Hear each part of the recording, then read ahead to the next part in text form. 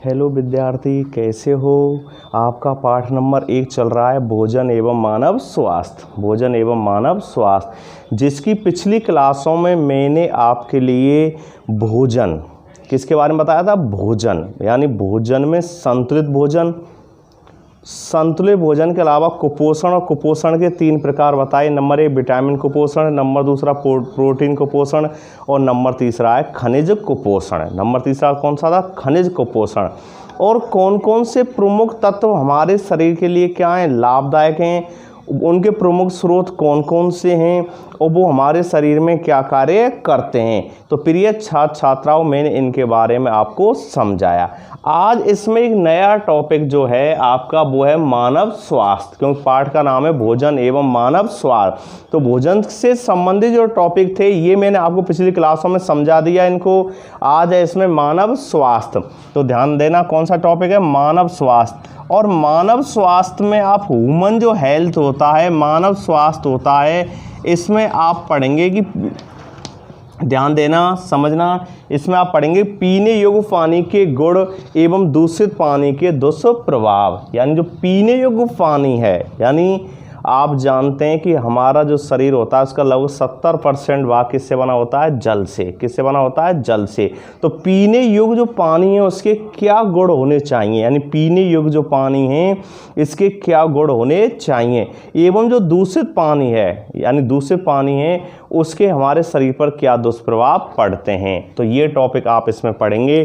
तो ध्यान देना समझना, पीने योग्य पानी के गुण, यानी जो पीने योग्य जो पानी होता है, मानव स्वास्थ्य का जो टॉपिक है वो है पीने, यानी पीने योग्य पानी, पीने योग्य पानी के गुण, पीने योग्य पानी के गुण एवं दूषित जल के क्या दुष्प्रभाव, एवं दूषित जल के दुष्प्रभाव। ये आपका टॉपिक है मानव स्वास्थ्य। भोजन एवं मानव स्वास्थ्य में अंक 4 बहुत महत्वपूर्ण पाठ। इससे एक प्रश्न 1 नंबर का और एक प्रश्न इससे 3 नंबर का आता है। कितने नंबर का आता है, 3 नंबर का।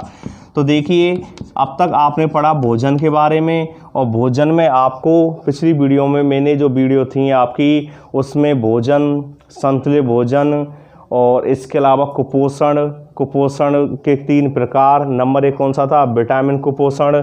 नंबर 2 था आपका प्रोटीन कुपोषण और नंबर 3 था खनिज कुपोषण के बारे में विस्तार से समझाया। आज जो मैं टॉपिक प्रारंभ किया है ये है मानव स्वास्थ्य। कौन सा है, मानव स्वास्थ्य। और मानव स्वास्थ्य में ध्यान देना पीने योग्य पानी के गुण एवं दूषित पानी के दुष्प्रभाव। तो ध्यान देना, बहुत महत्वपूर्ण टॉपिक समझना। तो देखिए प्रिय छात्र छात्रा, उसने लिखा है कि हम इंसान, यानी हम इंसान इतने कम उपलब्ध जल स्रोतों का, हम इंसान इतने कम उपलब्ध जल स्रोतों का इस प्रकार से विदोहन कर रहे हैं कि आने वाले समय में कि जल संकट एक विकराल रूप में रहेगा या उपस्थित होगा। आई बात समझ में। दोबारा ध्यान देना कि हम इंसान इतने कम उपलब्ध जल स्रोतों का इस प्रकार से दोहन कर रहे हैं कि वह हमारे सामने जल्दी, यानी जो संकट है अपने कैसे होगा, विकराल रूप में क्या रहेगा, मौजूद रहेगा। क्योंकि आप जानते हैं कि जो हमारा शरीर है वो लगभग उसका 70% भाग किससे बना रहता है, जल से। पेड़ पौधों का लगभग 90% भाग किससे बना रहता है, जल से। आया समय। और आपने ये भी पढ़ा है कि जल हमारी जो जैविक क्रियाएं हैं, जो हमारे शरीर की क्या होती हैं, जैविक क्रियाएं होती हैं, उनके संचालन के लिए कैसा होता है, अत्यंत महत्वपूर्ण होता है। आई बात समझ में। तो उसने लिखा है कि हम इंसान इतने कम उपलब्ध जल स्रोतों का इस प्रकार से दोहन कर रहे हैं कि आने वाले समय में जल संकट एक विकराल रूप में हमारे सामने मौजूद रहेगा। आई बात समझ में। ध्यान देना, जल, बात चल रही है जल के बारे में। तो आप जानते हैं जल का जो अणुसूत्र होता है क्या होता है, H2O होता है। यानी जल का अणुसूत्र क्या होता है, H2O। यानी अणुसूत्र क्या होता है जल का अणुसूत्र होता है H2O। यानी हाइड्रोजन के 2 परमाणु और ऑक्सीजन का 1 परमाणु मिलकर जल का क्या करता है, निर्माण करता है। तो जल का अणुसूत्र क्या हो गया, H2O। आई बात समझ। जिसमें हाइड्रोजन कितने परमाणु हैं, 2, और ऑक्सीजन कितना परमाणु होता है, उसमें 1 परमाणु होता है। आई बात समझ में। आगे फिर इसमें बताया कि हमारे उपयोग का लगभग जो सारा जल है वो नदियों, झीलों या भूमिगत स्रोतों से आता है। यानी कहाँ से आता है, तो इसका मतलब जल के स्रोत क्या हो गए, जल के जो स्रोत होते हैं, यानी जल के स्रोत होते हैं, इनको लिख लेना। जल का सूत्र क्या हो गया, H2O, क्या हो गया, H2O। जल के स्रोत क्या हो गए कि हमारे जो उपयोग का जल है, वो हमारा क्या, जो उपयोग का जो जल है, ये उपयोग का जल हमें किससे प्राप्त हो रहा है, नदियों से। किससे प्राप्त हो रहा है, नदियों से। नदियों से प्राप्त होता है। इसके अलावा किससे प्राप्त हो रहा है, झीलों से प्राप्त होता है। किससे प्राप्त होता है, झीलों से प्राप्त होता है। इसके अलावा जो भूमिगत जो स्रोत हैं, कौन से स्रोत हैं, भूमिगत स्रोत, एवं किससे प्राप्त होता है, हमें भूमिगत स्रोतों से क्या होता है, प्राप्त होता है। तो लिख लेना, नदियों, झीलों एवं कैसे, भूमिगत स्रोतों से। तो स्रोत कौन कौन से हो गए जल के, नदियाँ हो गई, झील हो गए, भूमिगत स्रोत हो गए जिनमें नलकूप आते हैं।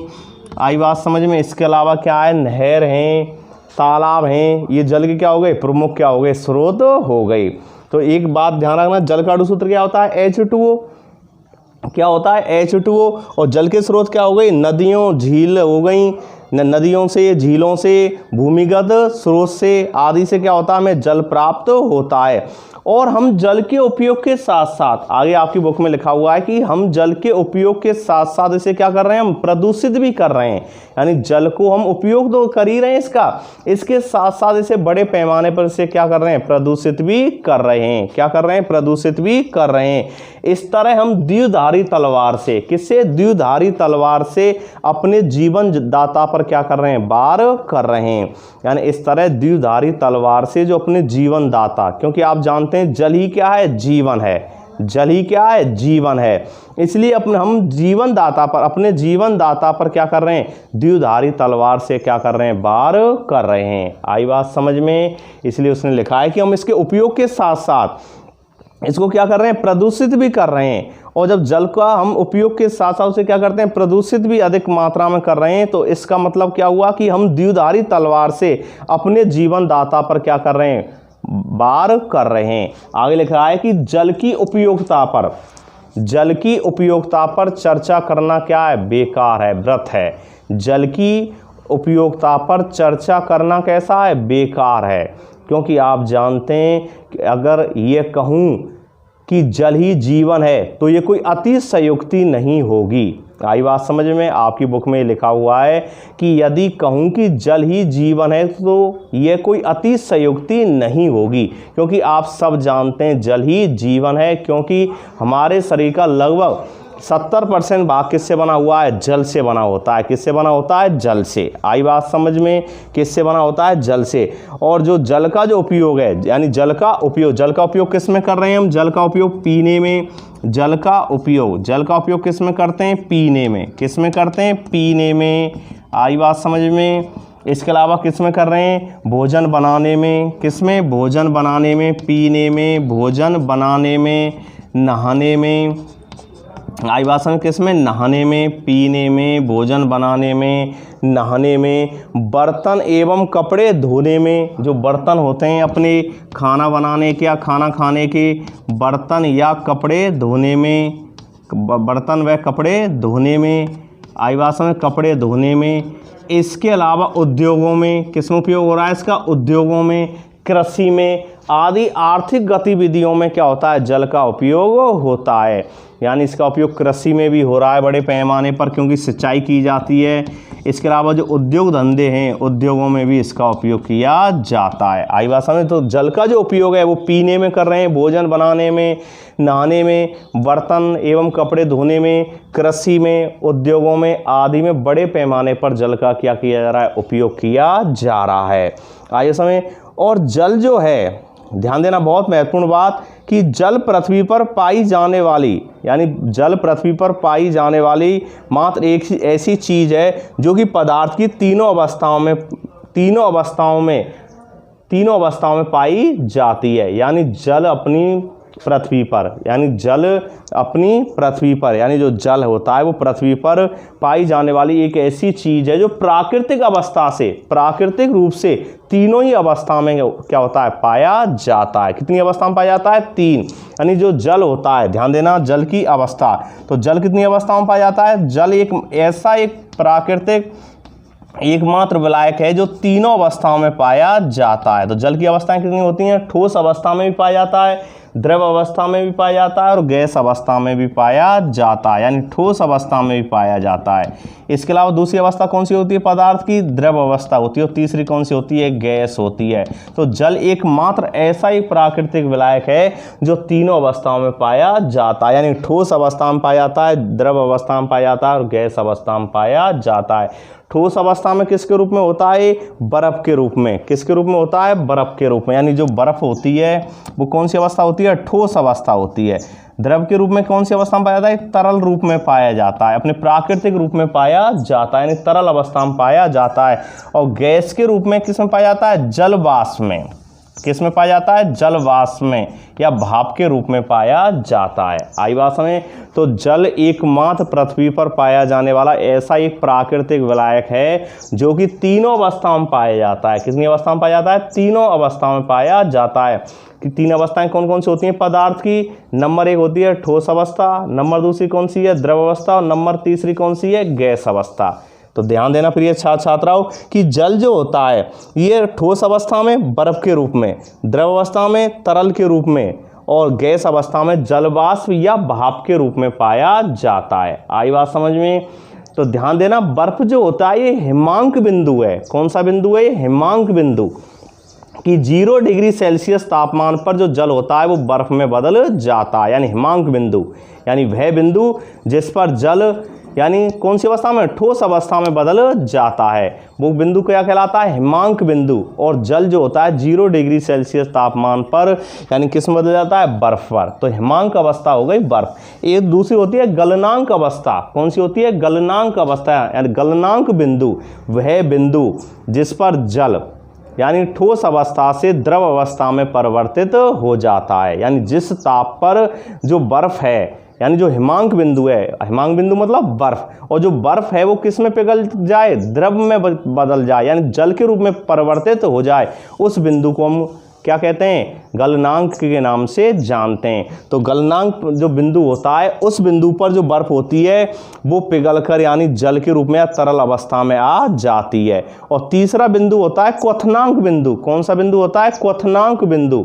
यानी तीसरा बिंदु कौन सा होता है? क्वथनांक बिंदु होता है। और तो क्वथनांक बिंदु या क्वथनांक ताप वह होता है, वह ताप जिस पर जल उबलकर यानी उबलकर और कौन सी अवस्था में? गैस अवस्था में या भाप अवस्था में जलवाष्प में क्या हो जाता है? परिवर्तित हो जाता है। आई बात समझ में?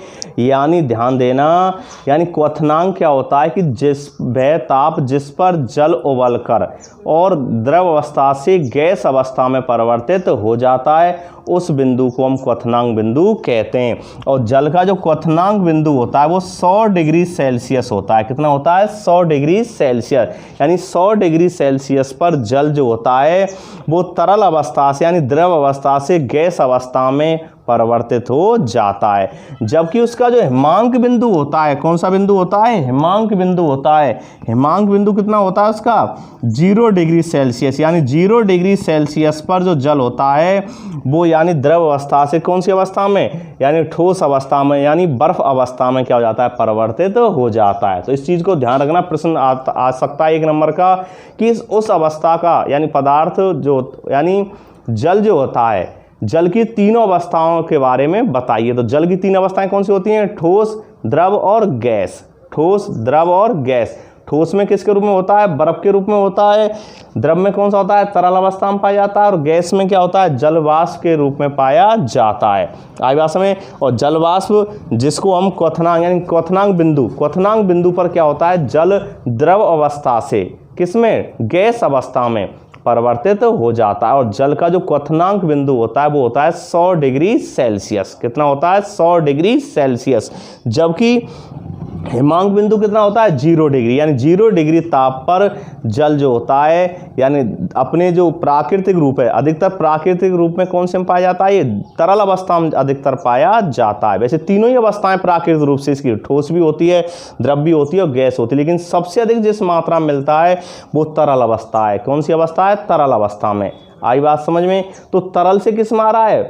कौन सी अवस्था में आ रहा है, ठोस अवस्था में, यानी बर्फ में परिवर्तित हो रहा है, तो इस बिंदु को हम हिमांक बिंदु के नाम से जानते हैं।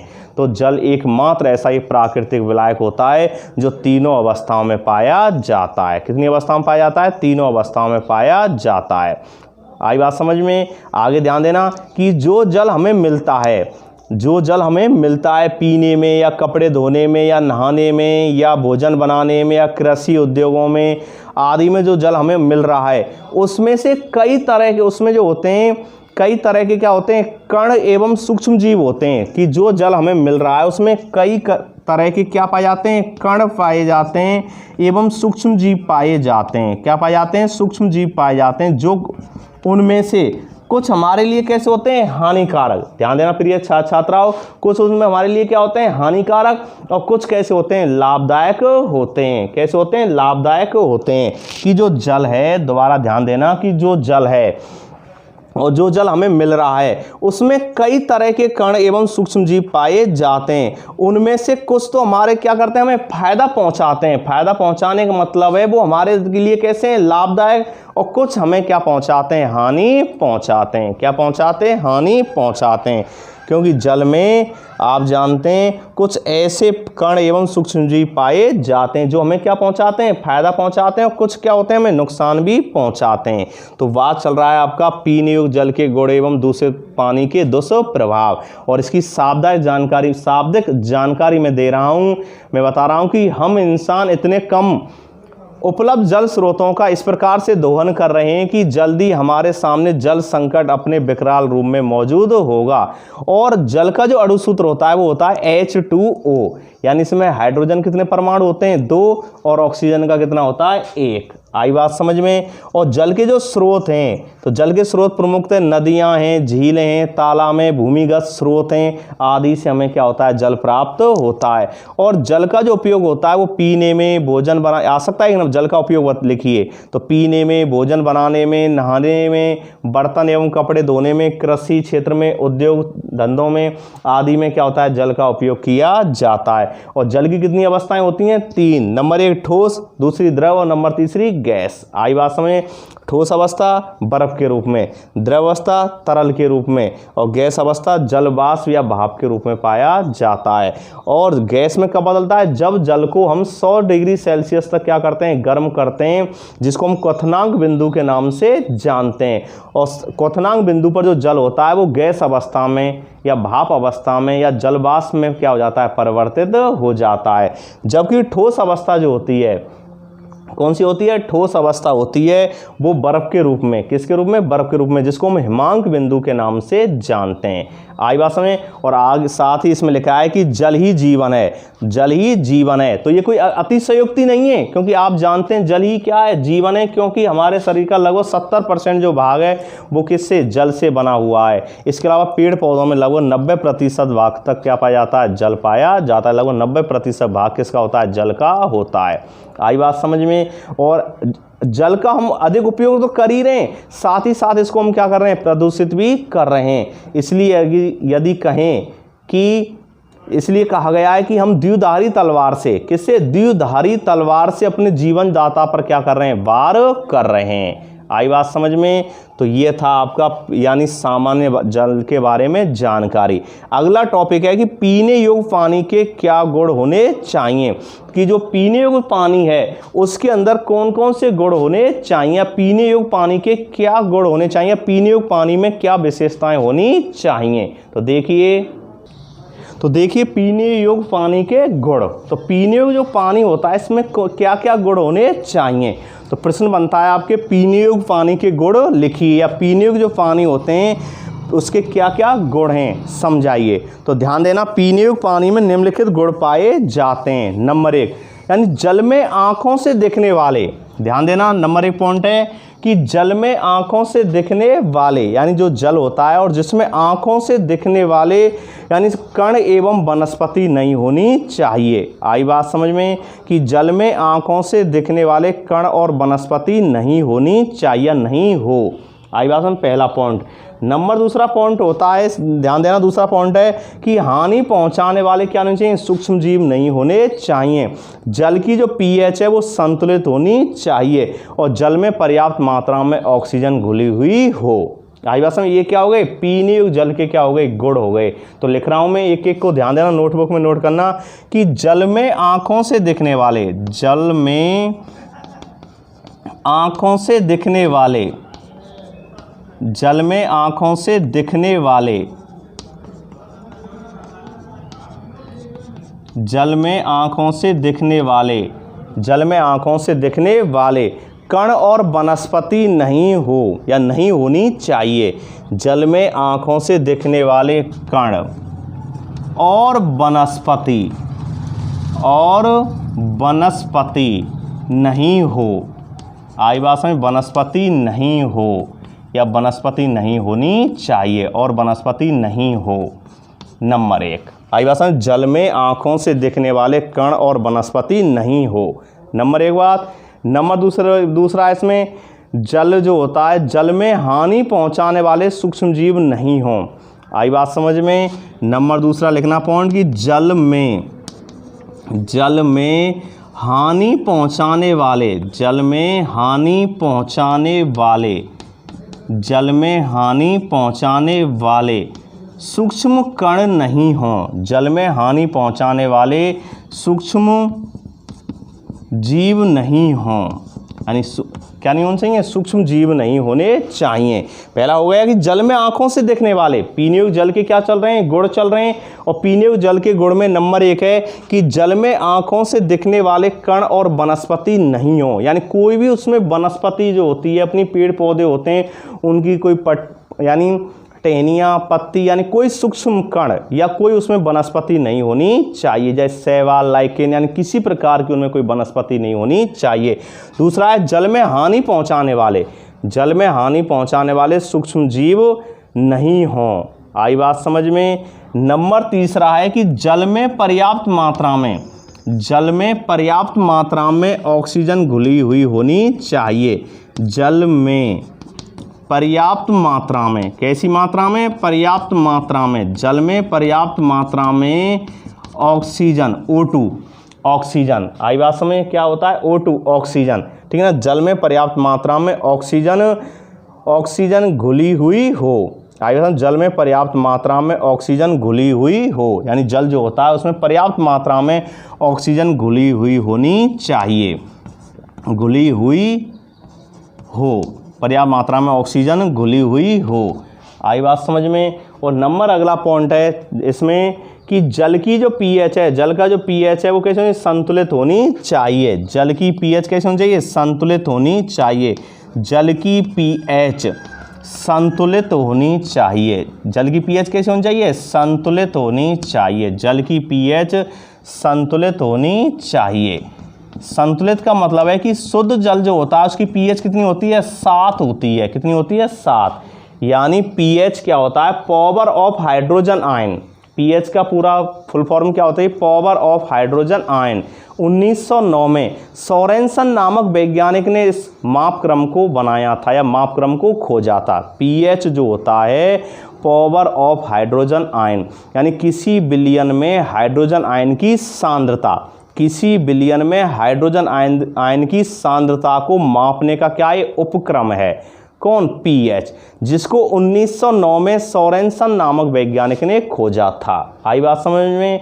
तो जो शुद्ध जल जो होता है उसकी पीएच कितनी होती है, 7। कितनी होती है, 7।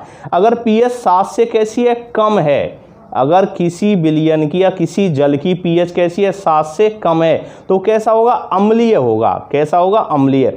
और 7 से अधिक होती है तो कैसा होता है, क्षारीय। और 7 होता है कैसा होता है, उदासीन। कैसा होता है, उदासीन। ध्यान देखना, पीएच मापक्रम के 3 पैमाने हैं।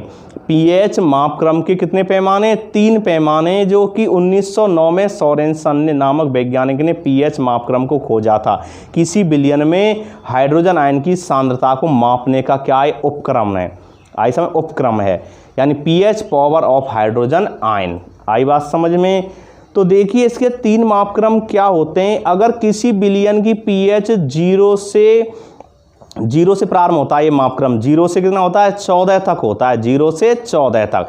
तो किसी की यानी किसी विलयन की पीएच 7 से कैसी है कम, यानी 0 से और 7 से कैसी है कम है, तो वो कैसा होगा अम्लीय होगा। कैसा होगा अम्लीय। और 7 से अधिक है और 14 तक होती है वो कैसा होता है क्षारीय होता है। और 7 होती है एक्यूरेट, यानी कितनी होती है 7, तो वो शुद्ध होता है जिसको हम उदासीन के नाम से जानते हैं, अम्लीय, क्षारीय और उदासीन।